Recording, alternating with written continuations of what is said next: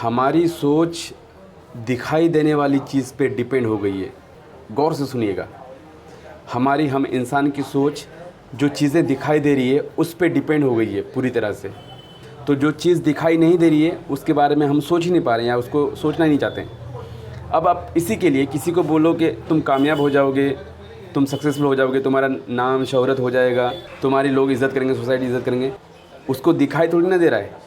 और जब दिखाई नहीं दे रहा है क्योंकि उसकी सोच दिखाई देने वाली चीज़ पे डिपेंड है, तो वो उन चीज़ों को सोच नहीं पा रहा है जो चीज़ें उसको दिखाई नहीं दे रही है ना। तो फेथ, बिलीव दिखाई नहीं देने वाली चीज़ का ही नाम है। जो चीज़ें दिखाई दे रही है उस पे फेथ होना, तो ये कौन सी बड़ी बात है यार। उस पे तो कोई भी बिलीव कर सकता है। बिलीव उस पे जो चीज़ें दिखाई ना दे, कि इस दुनिया, इस वर्ल्ड का एक बिगिनिंग था, बिग बैंग, और इसका एंड भी है। ये बात प्रूफ है बाय साइंस तो बोल दिया। अब थोड़ा इस साइड में आके जो दिखाई देने वाली नहीं चीज़ है उसके बारे में सोचते हैं। सब चीज़ें मैं नहीं दिखाई देने वाली चीज़ के बारे में बोल रहा हूँ, उस ईश्वर के बारे में बोल रहा हूँ।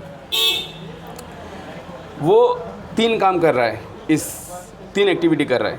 उसके अलावा भी बहुत सारी एक्टिविटी होगी जो हमारी समझ, हमारी सोच से परे है, मगर एक इंसान 3 एक्टिविटी को समझ सकता है। पहली एक्टिविटी है कि चीज़ें कुछ नहीं था, उसने बोला कुन फायकुन, बी एनर्जेटिक, तो ये हो गया, बन गया वो चीज़। पहला एक्टिविटी हुआ। दूसरा एक्टिविटी, ये जो चीज़ बन गया है उससे कुछ बनाया। और थर्ड थिंग वो है ह्यूमन क्रिएशन, ज़मीन पे, है ना। अब बनाने के बाद इनकी एनालिसिस, इनका एग्जामिनेशन और फिर फाइनल रिज़ल्ट। तो इनका एनालिसिस भी फेथ के ऊपर डिपेंड है। विजडम दिया, नॉलेज दिया, सोच समझ, मोरालिटी, सब कुछ। अब उसको आजमाया जाएगा।